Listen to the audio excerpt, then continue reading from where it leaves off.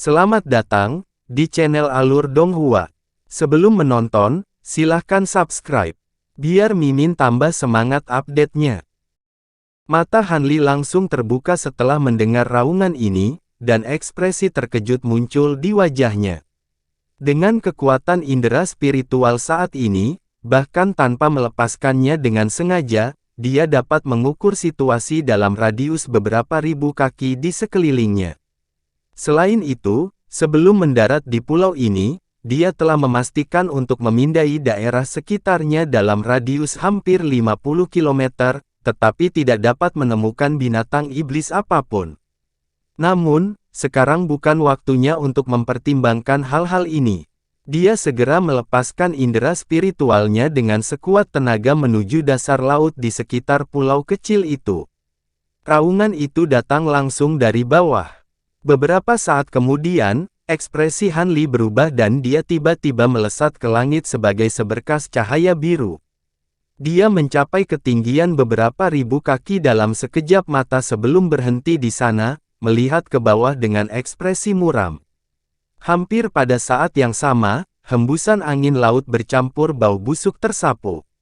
Pusaran yang tak terhitung jumlahnya dengan ukuran berbeda muncul di permukaan laut terdekat dan barisan gelombang besar, masing-masing setinggi lebih dari 100 kaki, muncul satu demi satu. Ledakan gemuruh yang keras meletus saat gelombang raksasa menabrak satu sama lain, mengirimkan sejumlah besar air laut menyembur ke udara di atas. Hanli menyebarkan indera spiritualnya lebih jauh dan dengan takjub, dia menemukan bahwa laut dalam radius kira-kira 50 km semuanya telah jatuh ke dalam kekacauan yang sama. Saat indera spiritualnya turun ke dasar laut, ia secara paksa tersedot oleh sesuatu setelah mencapai kedalaman lebih dari 10.000 kaki. Meskipun dia bereaksi tepat pada waktunya untuk menarik indera spiritualnya, gumpalan kecil itu masih diambil secara paksa. Gelombang keterkejutan melonjak di hatinya saat dia buru-buru terbang lebih tinggi ke udara, menunggu kemunculan makhluk itu di lautan. Mungkinkah ada binatang iblis maha kuasa di bawah sana? Tetapi bahkan binatang iblis kelas 10 tampaknya tidak dapat menimbulkan keributan yang begitu mengerikan. Mungkin ini adalah binatang iblis tahap transformasi dewa yang legendaris, tapi sepertinya bukan. Jika dia tidak salah, begitu binatang iblis melebihi kelas 10, mereka juga akan terpengaruh secara negatif oleh kurangnya ki asal dunia di dunia manusia, jadi bagaimana itu bisa menunjukkan kekuatannya dengan pengabaian yang sembrono. Dengan melakukan itu akan merugikan diri sendiri. Karena itu, Hanli agak bingung. Secara teoritis, begitu binatang iblis melebihi kelas 10, mereka akan diberi gelar basis kultivasi yang sama dengan kultivator manusia. Tentu saja, itu juga dapat diterima untuk terus menyebut mereka sebagai binatang kelas 11 dari kelas 12. Hanya saja kultivator manusia biasanya tidak menyebut mereka seperti itu. Lagi pula, setelah binatang iblis melebihi tingkat ke-10, mereka akan menjadi salah satu makhluk paling kuat di dunia manusia. Bagaimana seorang kultivator manusia berani menganggap makhluk menakutkan seperti itu hanya sebagai binatang iblis biasa? Bagaimanapun, keributan yang berkecamuk di bawah terlalu kuat. Bahkan sebagai kultivator Naschen Soul terlambat yang telah melalui cobaan yang tak terhitung jumlahnya, Hanli mulai sedikit gelisah.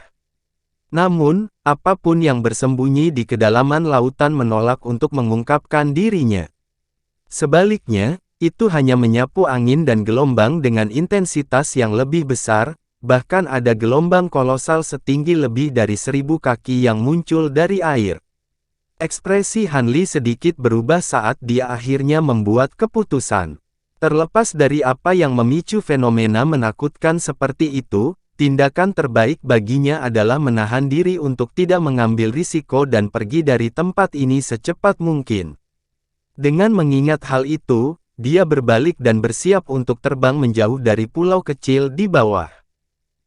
Namun, tepat pada saat ini, pekikan yang sangat tajam tiba-tiba terdengar di telinganya. Dia benar-benar lengah dan akibatnya kepalanya mulai berdenging. Dia dilanda rasa pusing, menyebabkan dia jatuh langsung dari udara di atas. Penghalang pelindung cahaya biru di sekitar tubuhnya benar-benar tidak mampu menahan kebisingan yang mengerikan ini. Namun, Han Li hanya jatuh lebih dari 100 kaki sebelum ledakan keras meletus dari tubuhnya. Api ungu meledak sejauh beberapa kaki di sekelilingnya dan pada saat yang sama, busur petir keemasan menari melalui api, benar-benar melindunginya di dalam. Baru pada saat itulah rasa pusing menghilang dan Han Li mampu menahan momentum ke bawahnya sebelum melayang di udara lagi. Namun, ekspresinya sangat gelap. Dia mengangkat kepalanya untuk melihat ke langit karena dia dapat dengan jelas mendeteksi bahwa suara melengking tajam datang dari atas. Bayangan hitam besar telah mengaburkan langit abu-abu yang suram sepenuhnya tanpa dia sadari. Tidak ada akhir yang terlihat dari bayangan hitam ini, tapi itu sangat buram, memberikan kesan bahwa itu hanyalah ilusi, sehingga menciptakan pemandangan yang sangat meresahkan untuk dilihat. Pekikan tajam itu meletus dari dalam bayangan hitam. Han Li menatap awan dan kabut yang muncul di atas kepala dengan ekspresi gelap. Dia sangat berhati-hati dan waspada, namun fenomena sebesar itu di langit benar-benar luput dari perhatiannya. Itu sendiri sangat aneh. Dia tidak punya waktu untuk memikirkan terlalu banyak tentang masalah ini karena dia dengan hati-hati menyapu indera spiritualnya ke atas. Namun, sebelum bersentuhan dengan bayangan hitam, bayangan itu dipantulkan kembali oleh kekuatan tak terlihat, mencegahnya untuk dapat menyusup. Itu membuatnya semakin waspada terhadap apa yang ada di atas. Setelah menarik napas tajam, tubuh Han Li langsung berubah menjadi seberkas cahaya biru saat meluncur ke kejauhan. Dia tidak tahu apa yang sedang terjadi, tetapi ide yang bagus untuk pergi dari tempat ini. Pada level kekuatannya saat ini, dia mampu menempuh jarak hampir 10 km hanya dalam beberapa kedipan saat terbang dengan kecepatan penuh. Tepat pada saat ini, suara melengking tajam yang datang dari atas tiba-tiba berhenti tiba-tiba, dan semburan ruang yang keras terjadi di udara di atas pulau tempat Han Li. Di bagian tertentu dari bayangan hitam besar, hamparan cahaya putih yang luas melintas dan celah spasial yang mempesona muncul dari udara tipis. Makhluk raksasa kemudian perlahan muncul dari cahaya putih sebelum turun menuju lautan. Han Li kebetulan melihat ini ketika dia berbalik ke kejauhan, dan jantungnya langsung tersentak kaget. Dia kemudian dengan hati-hati menilai situasinya, di mana ekspresinya berubah drastis. Benda raksasa yang tidak dapat dikenali itu jelas merupakan cakar dari binatang iblis. Tidak hanya warnanya hijau, hanya bagian yang terungkap panjangnya beberapa ribu kaki. Meski begitu, sebelum cakar raksasa itu muncul sepenuhnya, kekuatan spiritual besar yang terpancar darinya sudah membuat gelombang di bawah berbenturan lebih keras. Badai yang menakutkan menyapu permukaan laut dan gelombang setinggi lebih dari 1000 kaki. Bayangan hitam di langit pasti menutupi binatang iblis yang sangat besar. Sepertinya dia mencoba untuk menyerang dunia ini melalui lapisan ruang. Menggunakan cakar raksasa sebagai referensi, iblis ini panjangnya setidaknya puluhan ribu kaki. Binatang raksasa seperti itu hanya pernah terdengar sesekali selama era purba. Pastinya tidak ada binatang dengan ukuran menakutkan yang mematikan di dunia manusia saat ini. Han Li menelan ludah dengan gugup sebelum segera membuka sayap badai petirnya.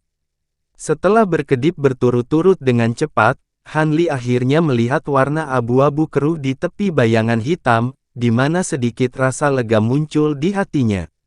Namun, sebelum dia memiliki kesempatan untuk berbalik, binatang buas di dasar lautan itu tiba-tiba mengeluarkan raungan keras yang dipenuhi dengan amarah. Hati Han Li tenggelam saat dia berputar untuk melihat ke belakang. Ledakan yang menggelegar meletus saat pulau kecil tempat dia berada belum lama ini dengan cepat tenggelam ke laut. Setelah itu, kabut hitam pekat mulai keluar dari pusat pusaran. Yang lebih aneh lagi adalah semua ikan, udang, dan makhluk hidup lainnya di dekat pusaran tersedot ke dalamnya. Semuanya dengan cepat menuju kabut seperti ngengat kenyala api sebelum ditelan ke dalam kehampaan dalam sekejap mata. Itu kabut hantu, seru Hanli setelah mengidentifikasi kabut hitam di pusaran. Substansi yang muncul dari dasar lautan tidak lain adalah kabut hantu, yang pernah menelannya sebelumnya. Bahkan sebagai kultivator Naschen Sol akhir, pemandangan itu masih membuat bulu kuduknya merinding. Bahkan sampai hari ini, dia masih memiliki ingatan yang jelas tentang rasa dideritanya di alam umbra. Syukurlah, kabut hantu pada kesempatan ini tampaknya sedikit berbeda dibandingkan terakhir kali karena hanya jatuh dan berputar di dalam pusaran bukannya menyebar ke segala arah. Hanli untuk sementara mengesampingkan rencananya untuk melarikan diri dari tempat kejadian setelah melihat itu. Pada tingkat kekuatannya saat ini, bahkan jika kabut hantu menyebar sekali lagi, dia akan cukup cepat untuk berlari lebih cepat dari jarak yang begitu jauh. Karena itu, dia menatap diam-diam ke pusaran besar. Dia yakin bahwa raungan buas yang dia dengar sebelumnya berasal dari kabut hantu, yang membuatnya bingung. Pada saat ini, cakar biru raksasa telah benar-benar muncul dari cahaya putih dan seperti yang dipikirkan Hanli, itu benar-benar cakar binatang. Cahaya spiritual azure berkedip tanpa henti di atas cakar dan itu telah meluas menjadi lebih dari 2 kali ukuran aslinya, menciptakan pemandangan yang cukup mengerikan untuk dilihat Hanli. Pekikan tajam yang telah terputus sebelumnya meletus dari dalam bayangan hitam lagi, setelah cakar biru besar itu. Pilar cahaya hijau dan segera menghilang ke dalam kabut hantu di bawah. Saat cakar raksasa mulai bergerak, 5 pilar cahaya hijau mulai membangkitkan kabut hantu, menyebabkan raungan buas yang meletus dari dalam pusaran goyah sesaat sebelum menjadi lebih marah. Kabut jatuh sebelum menyatu untuk membentuk mulut besar hitam pekat yang dipenuhi dengan taring tajam, yang memenuhi seluruh pusaran. 5 pilar cahaya biru segera ditelan oleh mulut besar itu. Hanli tercengang dengan apa yang dia saksikan. Tepat pada saat ini, mulut hitam besar itu menutup, menggigit 5 pilar cahaya menjadi 2 sebelum tiba-tiba terbuka lagi. Ledakan menggelegar meletus dari dalam mulut besar itu saat sambaran petir hitam pekat melesat keluar, mengalahkan 5 pilar cahaya dengan kekuatannya yang menakutkan. Petir besar kemudian berubah menjadi naga banjir hitam pekat sebelum menghilang tanpa jejak. Detik berikutnya, naga banjir petir raksasa muncul di bawah bayangan hitam sebelum terjun ke udara di atas. Petir yang menghancurkan bumi meletus, diikuti oleh naga banjir yang secara paksa merobek celah spasial putih sebelum menghilang ke dalamnya. Busur petir hitam melintas dengan liar melalui celah di tengah ledakan guntur. Lolongan kesedihan kemudian meletus saat bulu biru yang panjangnya lebih dari 10 kaki berkibar dari cahaya putih. Cakar biru besar yang menjulur dari sisi lain celah juga tiba-tiba menarik diri. Kedua celah spasial mulai tertutup mengikuti lolongan kesakitan itu. Bayangan hitam yang sepertinya menutupi seluruh langit juga menghilang. Langit abu-abu keruh terungkap sekali lagi. Tidak lama setelah itu, kedamaian dan ketenangan kembali muncul di atas permukaan laut. Selain pulau tempat Hanli beristirahat telah menghilang, tidak ada bukti yang mendukung pertempuran yang menghancurkan bumi baru saja terjadi. Hanli melayang di udara di kejauhan dan setelah ragu-ragu sebentar, dia memejamkan mata dan melepaskan indera spiritualnya yang kuat, yang mencakup area dengan radius sekitar 50 km. Tidak ada fenomena lain yang terlihat. Makhluk besar yang tak terduga itu memang telah menghilang. Hanli tidak ragu lagi saat dia mengirim indera spiritual terjun ke laut mencoba untuk menilai situasi di bawah. Beberapa saat kemudian, Hanli tiba-tiba membuka matanya sedikit kebingungan muncul di wajahnya. Setelah merenung sejenak, dia tiba-tiba menepuk kantong penyimpanan di pinggangnya. Cahaya perak menyala dan sesosok biru muncul di hadapannya, itu adalah boneka humanoid. Pergi. Hanli mengeluarkan perintah sambil menyapu lengan bajunya ke bawah. Boneka humanoid itu segera berubah menjadi seberkas cahaya perak dan meluncur ke arah lautan, menempuh jarak beberapa kilometer hanya dalam beberapa kedipan. Sesaat kemudian, seberkas cahaya perak mencapai lokasi di mana kabut hantu muncul sebelumnya sebelum terjun ke bawah. Boneka humanoid itu langsung menghilang jauh ke dalam lautan. Han Li duduk di udara dengan kaki terlipat di depannya, menggunakan indera spiritualnya untuk membentuk hubungan dengan boneka humanoid, sehingga memungkinkan dia untuk memanipulasinya seolah itu adalah avatar miliknya. Dasar laut di dekatnya jauh lebih dalam daripada dasar laut di lautan sekitarnya. Hanya setelah terjun ke kedalaman sekitar 50.000, boneka humanoid itu mencapai dasar. Namun, sama sekali tidak ada apa-apa di sana.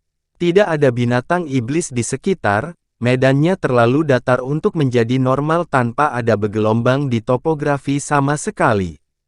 Boneka humanoid itu mencari di sekitar area sebelum tiba-tiba bergegas menuju arah tertentu.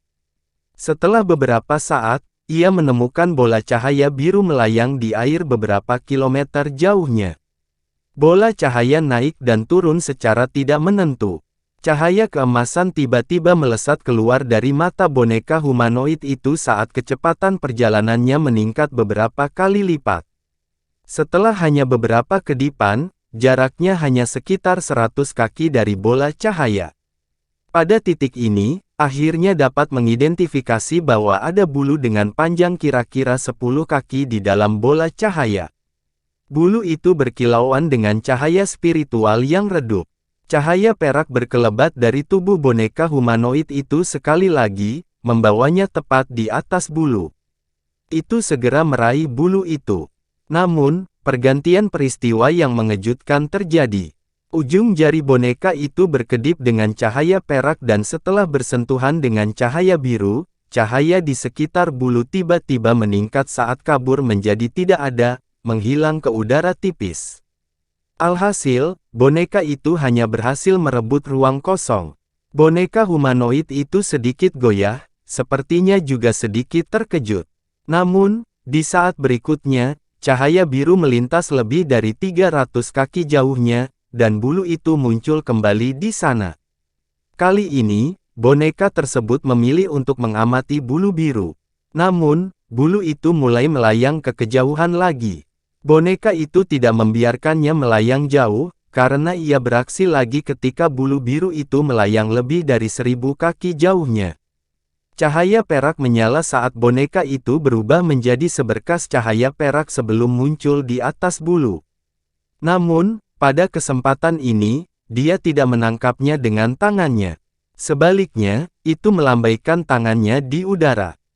Tangan cahaya perak yang berkilauan muncul sebelum meraih bulu. Hal yang sama terjadi lagi, cahaya biru bergetar sedikit sebelum bulu itu berteleportasi lagi. Namun, ketika muncul kembali, guntur yang keras tiba-tiba meletus, langsung menjeratnya dalam jaring petir emas. Bulu itu berkilat dengan keras dan berteleportasi beberapa kali secara berurutan, cahaya keemasan muncul kembali, membuat kemampuan teleportasinya sama sekali tidak berguna. Pada saat ini, sesosok humanoid muncul di udara di atas jaring petir emas.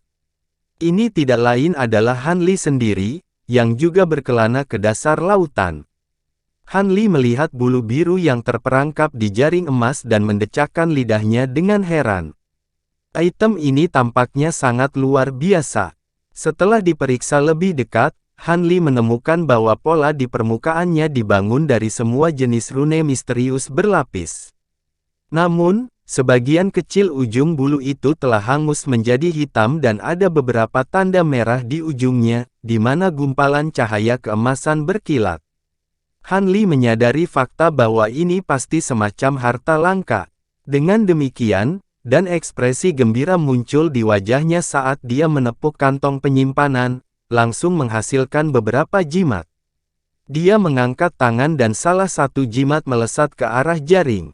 Namun, cahaya biru bersinar dan bulu itu tampaknya telah mengadopsi keadaan yang tidak penting, memungkinkan jimat untuk melewatinya secara langsung. Ekspresi Han Li goyah saat melihat ini, dia sangat gembira. Item ini memiliki sifat spiritual yang sangat kuat, sehingga memberikan dukungan lebih lanjut pada anggapan bahwa itu adalah harta yang luar biasa. Karena itu, dia segera membuat segel tangan dan mulai melantunkan sesuatu.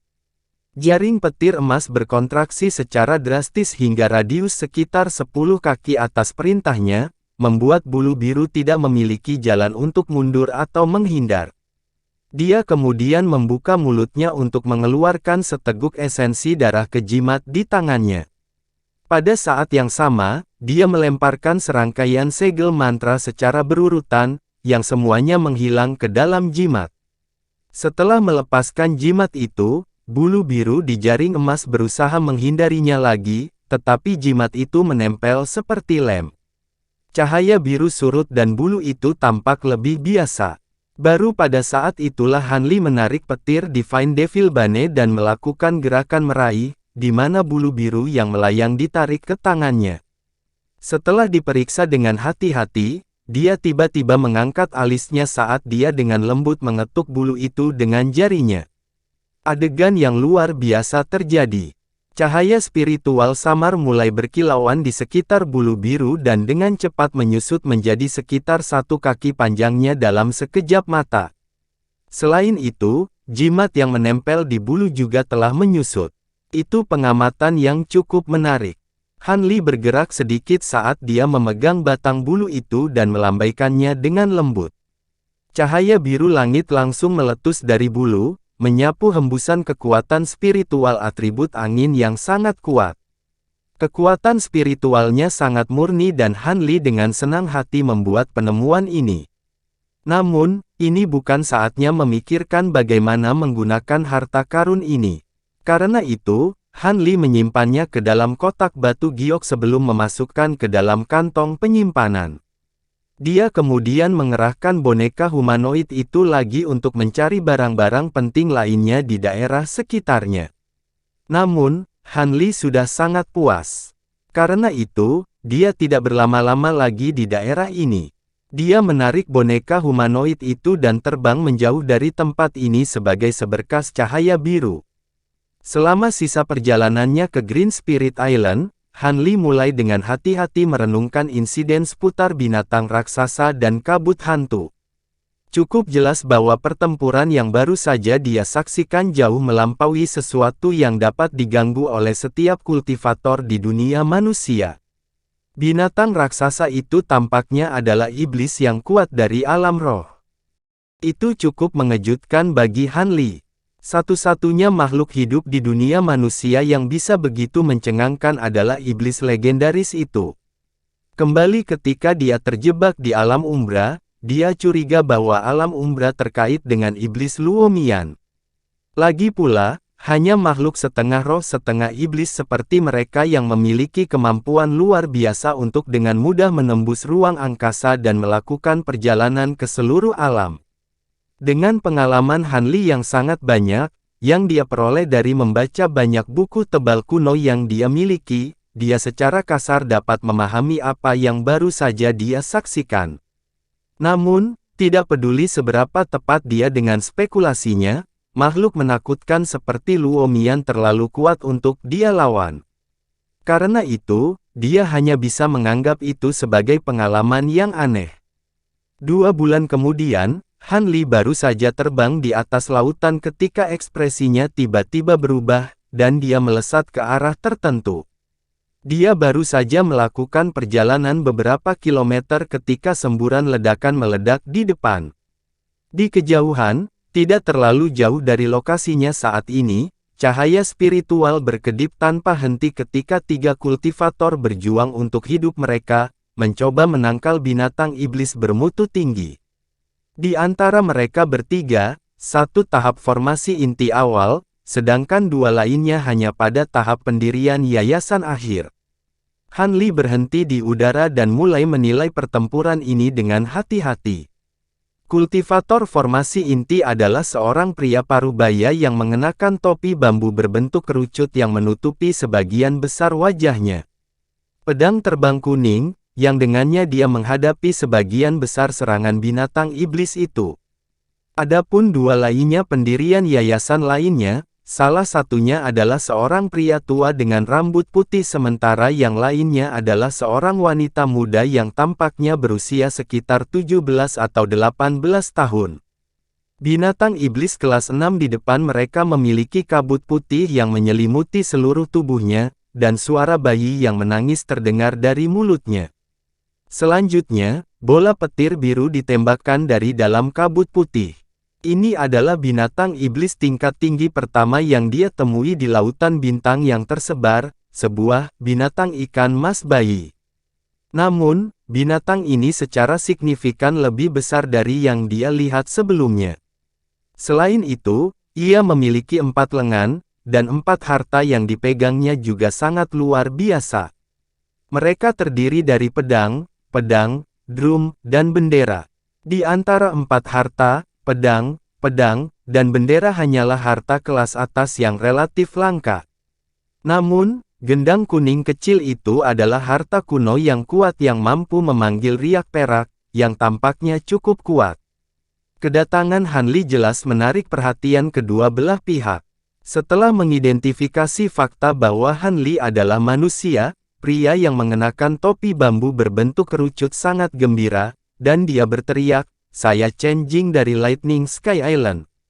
Jika Anda bersedia meminjamkan kami bantuan Anda, saya akan pasti akan menghadiahimu dengan mahal setelah pertempuran ini."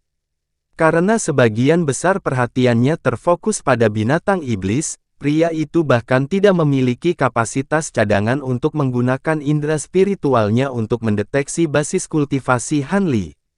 Karena itu, dia hanya berasumsi bahwa Han Li hanyalah seorang kultivator formasi inti yang kebetulan lewat. Lagi pula, kecepatan perjalanan Han Li mirip dengan kultivator formasi inti. Namun, Infant Cup Beast kelas 6 telah mengembangkan beberapa tingkat kecerdasan. Setelah menggunakan indera spiritualnya untuk mendeteksi basis kultivasi Han Li, ekspresi ngeri segera muncul di wajahnya. Senyum tipis muncul di wajah Han Li dan bahkan sebelum dia memberikan tanggapan kepada para kultivator itu, binatang itu tiba-tiba mengeluarkan tangisan yang mengerikan. Tiba-tiba, lebih dari 100 bola petir biru melesat keluar dari kabut putihnya secara serempak, terbang ke arah ketiganya. Pada saat yang sama, itu sudah muncul dari kabut dan jatuh.